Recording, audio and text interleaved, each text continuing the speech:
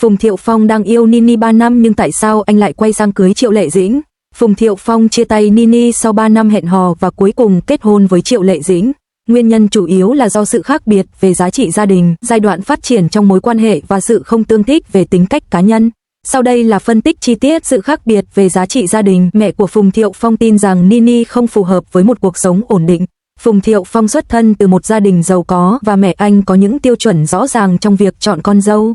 Mặc dù Nini đã cố gắng hết sức để làm hài lòng mẹ chồng tương lai, nhưng mẹ của Phong vẫn tin rằng cô không phải là người có thể quản lý gia đình. Sự khác biệt về giá trị này có thể bắt nguồn từ việc tính cách, lối sống hoặc giá trị hướng đến sự nghiệp của Nini không phù hợp với kỳ vọng của mẹ Phong về một người phụ nữ hướng về gia đình. Ví dụ, việc Nini dựa dẫm vào nguồn lực của Phùng Thiệu Phong để gây dựng lại sự nghiệp trong thời điểm khó khăn có thể khiến mẹ Phong cảm thấy cô quá phụ thuộc vào sự hỗ trợ bên ngoài thay vì có khả năng quản lý gia đình một cách độc lập.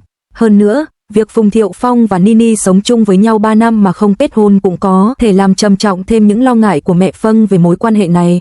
Sự phát triển trong mối quan hệ của họ, từ đam mê đến thực tế. Chuyện tình của Phùng Thiệu Phong và Nini bắt đầu bằng tình yêu sét đánh. Phùng Thiệu Phong chủ động theo đuổi Nini và giúp cô vượt qua khủng hoảng sự nghiệp. Cả hai nhanh chóng bước vào giai đoạn nồng nhiệt. Tuy nhiên, 3 năm sau, mối quan hệ của họ có thể đã dần chuyển từ đam mê sang những cân nhắc thực tế. Là một cậu ấm nhà giàu, sự nghiệp diễn xuất của Phùng Thiệu Phong chỉ là một sở thích, trong khi Nini, sau khi sự nghiệp hồi phục có thể phải đối mặt với nhiều lựa chọn phát triển hơn, dẫn đến những bất đồng về kế hoạch tương lai của cả hai. Hơn nữa, những tin đồn về các mối quan hệ của Phùng Thiệu Phong sau khi chia tay, thậm chí bị nhân viên khu phố chỉ trích là thay bạn gái quá nhanh, cho thấy anh có thể đã cảm thấy kiệt sức trong mối quan hệ này hoặc chưa tìm được một điểm tựa tình cảm lâu dài, ổn định. Sự tương hợp về tính cách, Phùng Thiệu Phong và Triệu Lệ Dĩnh bổ sung cho nhau tốt hơn. Phùng Thiệu Phong và Triệu Lệ Dĩnh gặp nhau khi cùng đóng phim Sao Tôn Ngộ Không 3 sao và Sao Mệnh Mộng Lan sao, và tính cách cũng như sự nghiệp của họ bổ sung cho nhau rất tốt. Triệu Lệ Dĩnh xuất thân từ một gia đình bình thường và đã nỗ lực vươn lên từ những vai diễn nhỏ để trở thành một nữ diễn viên hàng đầu. Tính cách kiên cường và độc lập của cô ấy trái ngược với bản chất dễ tính của Phùng Thiệu Phong. Điều này có thể phù hợp hơn với kỳ vọng của anh ấy về một người bạn đời.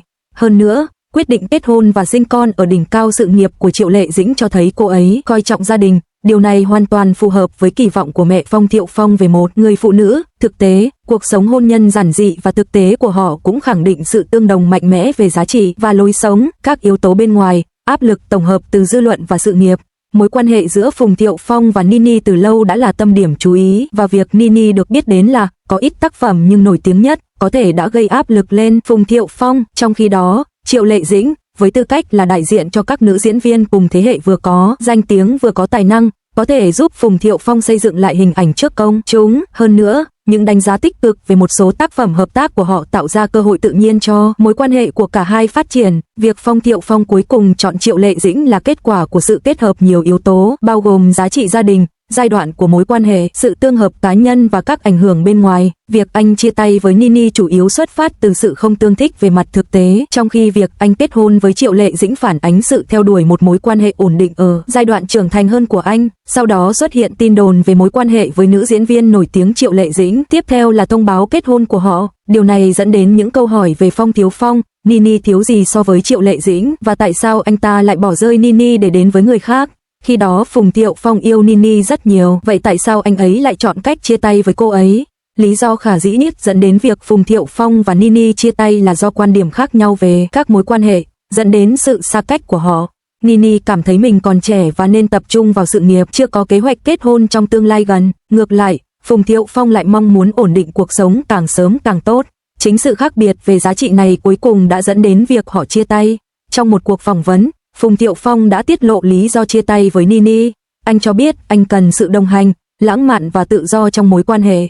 Anh là người cầu toàn trong tình yêu. Tuy nhiên, đối với Nini, sự nghiệp quan trọng hơn hôn nhân vào thời điểm đó. Tính cách và quan điểm về các mối quan hệ của Nini có thể không phù hợp với Phùng Thiệu Phong. Ai cũng biết đến Nini, cô ấy là một người rất vui vẻ, năng động và hướng ngoại. Có thể nói cô ấy là kiểu người luôn luôn hoạt động không ngừng nghỉ. Ngược lại, Phùng Thiệu Phong lại điềm tĩnh hơn và luôn có một kế hoạch tổng thể trong đầu trước khi làm bất cứ điều gì. Lý do chính khiến hai người không đến được với nhau là do tính cách không hợp nhau. Có lẽ Phùng Thiệu Phong thích sự ngây thơ và chín chắn của Triệu Lệ Dĩnh hơn. Sau vài mối quan hệ được đồn đoán, Phùng Thiệu Phong đã chọn kết hôn chóng vánh với Triệu Lệ Dĩnh. Những lý do dẫn đến cuộc hôn nhân chóng vánh của họ đã trở thành chủ đề của nhiều lời đồn đoán. Cuộc hôn nhân với Triệu Lệ Dĩnh có lẽ chỉ là một sự tình cờ. Phùng Thiệu Phong và Triệu Lệ Dĩnh gặp nhau khi quay phim Tôn Ngộ không 3, Vương quốc nữ, và chuyện tình lãng mạn trên màn ảnh của họ đã nảy nở thành tình yêu ngoài đời thực. Hai người từ một cặp đôi trên màn ảnh đã trở thành một cặp đôi ngoài đời thực, và Triệu Lệ Dĩnh cùng Phong Thiếu Phong đã kết hôn trong một cuộc tình lãng mạn chóng vánh. Có nhiều giả thuyết về lý do kết hôn của họ, phổ biến nhất là Triệu Lệ Dĩnh mang thai ngoài ý muốn và để đứa con có địa vị pháp lý. Cả hai cuối cùng đã quyết định kết hôn, do đó cuộc hôn nhân của Phùng Thiệu Phong và Triệu Lệ Dĩnh không có nhiều nền tảng tình cảm, có lẽ đó chỉ là một sự tình cờ dẫn đến việc họ kết hôn. Cuộc hôn nhân của họ không kéo dài được lâu và cuối cùng đã kết thúc. Lý do lớn nhất là Nini ưu tiên sự nghiệp và không muốn kết hôn, sinh con quá sớm, trong khi Phùng Thiệu Phong lại muốn ổn định cuộc sống càng sớm càng tốt. Sự khác biệt về quan điểm và giá trị đã dẫn đến việc họ chia tay. Có người cho rằng Triệu Lệ Dĩnh cũng là một người phụ nữ mạnh mẽ, độc lập với tham vọng nghề nghiệp cao. Điều đó đúng, Triệu Lệ Dĩnh thực sự ưu tiên sự nghiệp. Tuy nhiên, cô và Phùng Thiệu Phong lại vô tình có thai vào thời điểm đó, và đương nhiên cô đã chọn sinh con. Họ bị thúc ép phải kết hôn sớm, và giờ Phùng Thiệu Phong và Triệu Lệ Dĩnh cũng đã ly hôn. Chính vì Triệu Lệ Dĩnh và Nini có tính cách tương đồng nên mối quan hệ của họ không thể kéo dài. Tôi chỉ có thể nói rằng, nếu không gặp được người phù hợp, dù trước đó có yêu nhau nhiều đến đâu cũng vô ích. Sau cùng, họ phải sống chung, và sự khác biệt về quan điểm và giá trị khiến việc duy trì mối quan hệ trở nên khó khăn. Tôi hy vọng cả hai đều có thể tìm được hạnh phúc riêng của mình. Nini ra mắt với hình tượng cô gái của Trương Nghệ Mưu, khởi đầu ở một đẳng cấp rất cao. Dù chưa đạt được thành công vang dội nhưng tiêu chuẩn cao của cô vẫn đưa cô vào hàng ngũ những nữ ngôi sao hàng đầu của ngành giải trí. Cô là một người phụ nữ độc lập và mạnh mẽ với kế hoạch rõ ràng cho sự nghiệp của mình. Cô rất thận trọng và sáng suốt trong việc lựa chọn vai diễn, dự án phim và hợp đồng quảng cáo. Những thứ khác ít quan trọng hơn. Ngay cả trong mối quan hệ ngọt ngào và yêu thương với Phong Thiệu Phong, sự nghiệp của cô cũng không hề chậm lại. Một đội ngũ chuyên nghiệp đã lên kế hoạch phát triển sự nghiệp cho cô, và bản thân cô cũng thích phấn đấu để thành công. Phong Thiệu Phong, mặt khác, lại có tính cách rất khác biệt, phóng khoáng và tự do.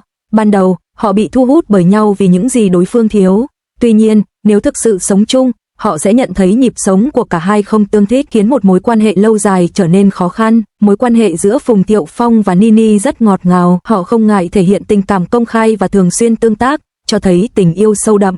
Thậm chí họ còn bàn đến chuyện kết hôn. Phùng Thiệu Phong muốn kết hôn và có con, nhưng Nini cảm thấy còn quá sớm. Cô muốn tập trung vào sự nghiệp và không muốn bị ràng buộc bởi hôn nhân quá sớm, cũng không muốn kết hôn khi sự nghiệp đang trên đà thăng tiến. Không thể đạt được thỏa thuận, họ đành phải chia tay. Hôn nhân thường gây bất lợi cho các nữ nghệ sĩ, họ có thể ngay lập tức mất đi vị thế thần tượng và ảnh hưởng đến các cơ hội trong tương lai. Lựa chọn kết hôn khi sự nghiệp đang ở đỉnh cao là một quyết định lớn. Nini không muốn từ bỏ sự nghiệp vì tình yêu, vì vậy cô đã chọn sự nghiệp. Phùng Thiệu Phong cũng không muốn lãng phí thêm thời gian cho cô, ngay cả những kỷ niệm yêu thương nhất cũng không thể chịu đựng được thực tế khắc nghiệt của cuộc sống. Mối quan hệ giữa Phùng Thiệu Phong và Triệu Lệ Dĩnh nảy nở trên phim trường, tình yêu trên màn ảnh của họ dần chuyển thành tình yêu ngoài đời thực. Bất ngờ thay, Triệu Lệ Dĩnh mang thai, và để hợp pháp hóa sự ra đời của đứa con, họ quyết định kết hôn. Ban đầu, Phùng Thiệu Phong và Triệu Lệ Dĩnh chỉ hẹn hò, nhưng việc mang thai đột ngột cộng thêm việc Triệu Lệ Dĩnh hiểu rõ khó khăn của bản thân trong việc thụ thai đã khiến họ quyết định giữ lại đứa bé. Họ bàn bạc về chuyện kết hôn, và mọi thứ diễn ra rất vội vàng. Họ thậm chí còn không tổ chức lễ cưới. Nếu cô ấy không mang thai, có lẽ họ đã chia tay. Sau khi kết hôn, Triệu Lệ Dĩnh nhận ra cô và Phùng Thiệu Phong không hợp nhau và không muốn cuộc hôn nhân cản trở sự nghiệp của mình. Quyết định ly hôn của cô ấy là điều dễ hiểu. Phong Thiếu Phong cần tìm một người phụ nữ cũng rất coi trọng gia đình và đức hạnh để lập gia đình, bởi vì anh ấy không thực sự thích những người phụ nữ quá tham vọng và mạnh mẽ. Anh ấy cần một mái ấm gia đình êm đềm, có vợ con chờ đón anh ấy ở nhà, và cần một người để dựa dẫm. Nini và Triệu Lệ Dĩnh, những người anh ấy đã gặp, không phải là mẫu người như vậy. Có thể nói rằng anh ấy chưa gặp được người phù hợp với mình.